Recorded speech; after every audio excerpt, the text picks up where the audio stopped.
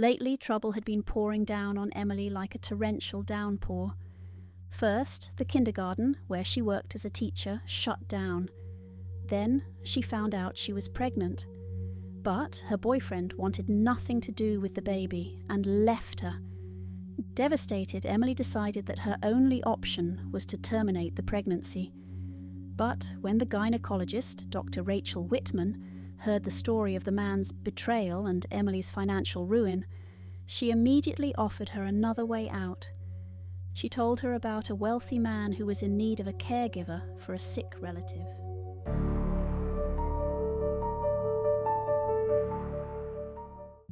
Emily was deeply grateful. She truly wanted to keep her baby and be the best mother she could. She had no idea what lay ahead. The very next day, Emily called the number the doctor gave her and scheduled a meeting.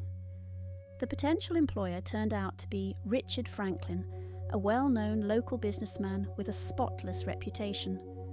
The main requirement of the interview was complete confidentiality, regardless of whether or not she got the job. Soon, Emily understood why. Franklin had an 18-year-old son named Benjamin. Due to a birth injury, the boy had significant developmental delays and several psychological conditions. The father didn't want anyone to know about his son's condition, so he kept him hidden away in a remote rural area, far from the city. Emily, if hired, would also need to move there. She hesitated, but the generous salary offered quickly erased her doubts. That money could save her and her unborn baby. Emily was terrified they might reject her if Franklin learned she was pregnant. But luckily the topic never came up during the conversation, and the newly appointed governess gladly signed the contract. The next morning, Richard Franklin drove Emily to the village. Along the way, he explained that he had spent years and a great deal of money trying to help his only son, but traditional medicine had proven ineffective. In desperation, he turned to esoteric practices. So far, nothing had worked. As soon as Emily met Benjamin, she felt a wave of sympathy and affection for him. Looking around, she was surprised by how modest and oppressive the countryside residence was, especially for one of the most influential men in the city. Oddly enough, there was no security in sight. No locals around either. The only one caring for Benjamin was a stern-looking woman named Irene, who seemed to have a very close relationship with Mr. Franklin. Later, Emily discovered that Irene's actual role was far more disturbing. She was conducting occult rituals on Benjamin, hoping to cure his mental illness. The next ritual was scheduled to happen very soon. While Irene prepared for it, all responsibility for Benjamin's care fell to Emily. Emily quickly established a connection with the boy. Caring for him wasn't all that different from her duties at the kindergarten, and she genuinely enjoyed their time together. One day, by pure accident, Emily entered a place she was not supposed to be, the old barn behind the house. It turned out to be the very spot where the rituals were performed, and Irene ruled it like her own domain. Emily didn't even get a chance to look around before Irene exploded with rage. Emily had only entered to retrieve a ball, but Benjamin seemed to understand exactly what was going on. Emily barely managed to calm him down. Despite his aristocratic name, Benjamin was very much like a child. Emily played with him, talked to him, took him on walks, and slowly earned his trust. She also began to understand why Franklin had chosen such a secluded location. It was peaceful, calm. It was probably the only place where Benjamin could feel safe. Emily quietly rejoiced that both she and her baby were safe here too. She also noticed that Benjamin loved to draw, but his pictures were strange, even frightening. It was clear they meant a lot to him, but Emily couldn't figure out what they represented. It was the only part of himself he wouldn't share with her. When she had first arrived, Benjamin had been withdrawn, constantly muttering to himself. But under her care, the autistic young man slowly began to blossom. Emily put all her effort into being the best caretaker she could for the kind and innocent Benjamin. Over time, she realized he had been deprived of genuine affection for most of his life. Now, this grown child was truly grateful for the warmth and care Emily showed him. She too grew deeply attached to him. His honesty and childlike openness touched her to the core. Irene, on the other hand, had a completely different relationship with Benjamin. There was something cold and unnerving about her, and the bond that formed between Emily and the boy seemed to irritate her deeply. The day of the ritual finally arrived. For the first time, Irene opened the door to the hidden room in the barn and let Emily inside. Benjamin seemed terrified of this place. The poor boy trembled like a leaf in the wind. But Irene was unmoved. The ritual had to happen. To Irene, this occult ceremony was Benjamin's last chance for healing. It pained Emily to watch him suffer, but she believed she had no right to interfere. What she didn't expect was to be a part of the ritual herself. Until that moment, Emily thought she was simply there to care for a mentally challenged boy. But Irene suddenly forced her to drink some strange liquid. Emily's vision blurred. The room began to spin. Thankfully, the ritual was interrupted by an unexpected disturbance. Irene was furious. Her plans had been ruined. She angrily expelled both Emily and Benjamin from the barn. Emily, still dizzy, silently thanked God that it was over. Though maybe it wasn't God she should have been thanking. Perhaps it was that elderly local woman she'd seen wandering near the estate. Emily had spotted her once or twice, and now it seemed this stranger had intervened to stop something truly terrible.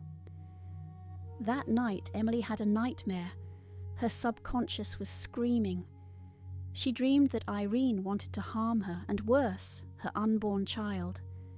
In the dream, Emily felt trapped like a helpless animal, caught in someone else's dark fairy tale. She watched as Irene ripped the very soul of her unborn baby from her womb, and Emily could do nothing to stop it. She woke up drenched in cold sweat, gripped by horrible abdominal pain, and she wasn't alone in the room. The woman introduced herself as Olga Fordham. She was Benjamin's biological grandmother, while Irene was his mother. Richard Franklin wasn't the devoted father he pretended to be. He had dreamed of a strong, intelligent heir, but Benjamin's mental condition filled him with anger and shame. Unable to father more children, he had agreed to Irene's horrific plan. Irene intended to transfer Benjamin's soul into Emily's unborn child, so their son could be reborn in a healthy, functioning body. And the baby's original soul, it would be taken by dark spirits during the ritual. Olga, a hereditary seer and healer, had discovered what her daughter was planning. Horrified, she secretly moved near the estate and tried to stop the ritual by any means possible. According to Olga, Emily had to leave immediately, or both she and her child would become victims of Irene's black magic. The decision to run wasn't easy. Emily had grown close to Benjamin. She felt terrible leaving him behind. But her maternal instinct told her to run, and fast. Benjamin's disturbing drawings only confirmed her fears. But it wasn't going to be that easy. Richard Franklin returned from the city the moment Irene called for him. They were determined to complete the ritual, and letting Emily leave was never an option. Richard tried to sweet-talk her into staying. Irene, on the other hand, preferred more forceful methods. When Emily regained consciousness, she realized the full horror of the trap she had walked into. This time, the entire family was present, and she knew that the Franklins had no intention of letting her go. The only person who tried to protect her was the mentally challenged Benjamin, but his attempts were crushed by his mother, who was in some sort of occult frenzy. She threw him aside like a useless rag doll. Emily wasn't sure if he was still breathing. She felt completely helpless, powerless to change anything. She was about to lose the most precious thing she had, the child growing inside her, or worse, die along with him. Only a miracle could save her now, and that miracle came. Olga Fordham could no longer stay silent. She had watched her daughter and son-in-law commit unspeakable crimes. Now she had to act, because only she had enough strength to stop the ritual and pull her daughter back from the darkness. But there was no way to stop it without sacrifice. Irene had already called upon the shadows, the dark forces from the other world. They came, and they took her. Her son, Benjamin, didn't survive either. His own mother had killed him with her own hands. With Olga's help, Emily escaped the nightmare, safe and alive. 7 months later, she gave birth to a healthy, beautiful baby. Money was still tight, but Emily no longer feared financial struggles. What mattered most was that they were alive. One day, while out for a walk, Emily was approached by Richard Franklin. The man came to beg for forgiveness. He told her how long it took him to recover from losing his wife and son. How often he thought of Emily and of her desperate situation. How ashamed he had been to face her again. But now he had gathered the courage to support her and her child, at least financially. The amount he offered would be more than enough to provide for the baby's future. Still, no amount of money could ever make Emily forget what had happened, or the tragic, gentle soul of Benjamin, who would never come back.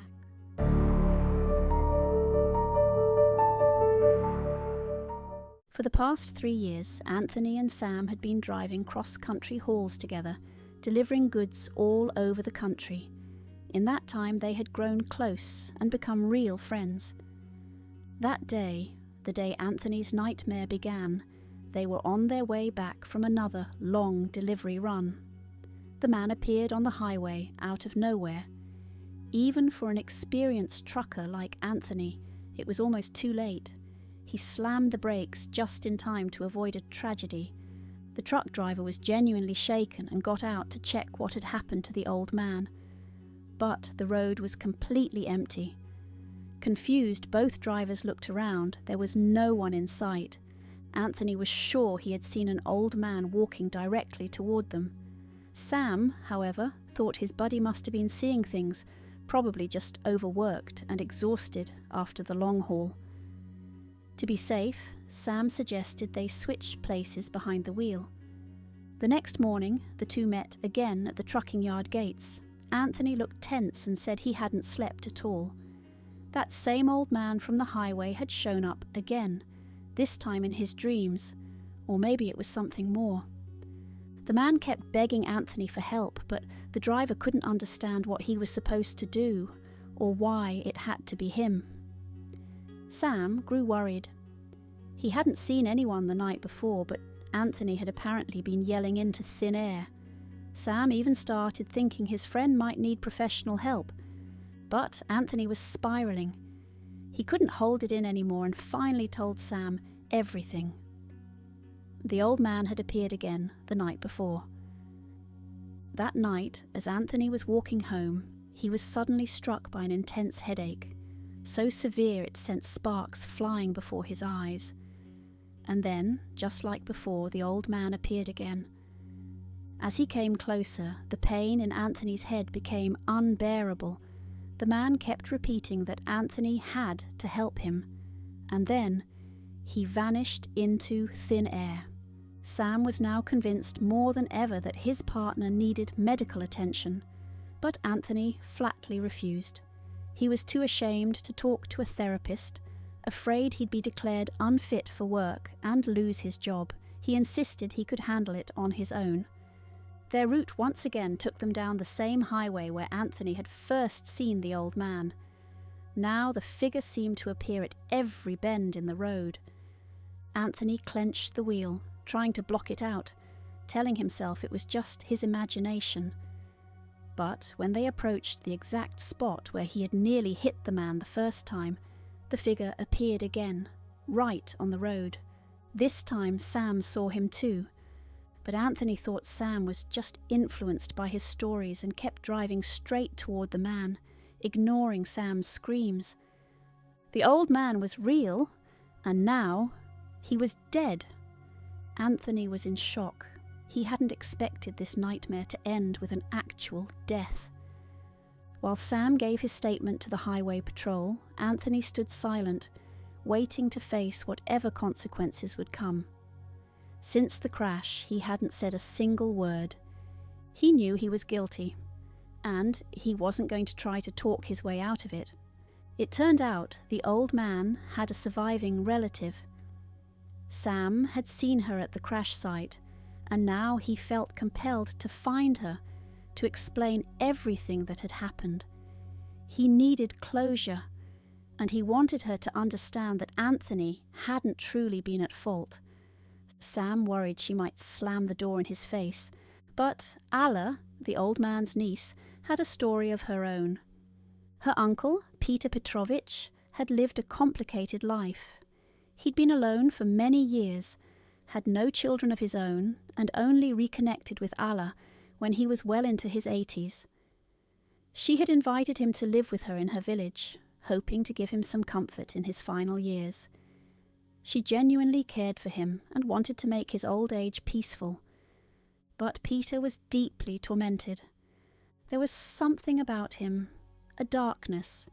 For decades he had worked in a secret unit, part of an execution squad. He had carried out death sentences on behalf of the state, starting in the 1950s. Back then he had believed he was an extension of justice, a righteous hand delivering punishment to the wicked. But one day everything changed. He learned that one of the men he had executed had been exonerated posthumously, then another and another. He started reading the newspapers obsessively, watching TV reports. He realized that many of those he had punished had actually been innocent. Half of them, in fact. From that moment on, Peter's mind began to unravel. His conscience, once dormant, awoke with a vengeance. He began seeing the faces of the dead, hearing their voices. They told him he was a murderer, that he had no right to rest. His past became a prison, and his home, a haunted cell. Haunted by guilt, Peter Petrovich tried to end his life. He simply couldn't live with the voices anymore, the faces, the eyes staring at him from the dark. One night, Alla found him with a noose already around his neck. She managed to save him just in time and scolded him harshly, vowing never to leave him unattended again. But eventually, Peter slipped away. He escaped the house and walked to the highway, the same one where Anthony would later see him for the first time. He didn't actually step into the road that day, but the idea had already taken root. It would be better if a stranger ended his life, a stranger who could carry the burden of his sin. The next day, Peter went into the city. He loitered near the truck depot, watching the drivers. That was when he saw Anthony, and something inside him decided he's the one.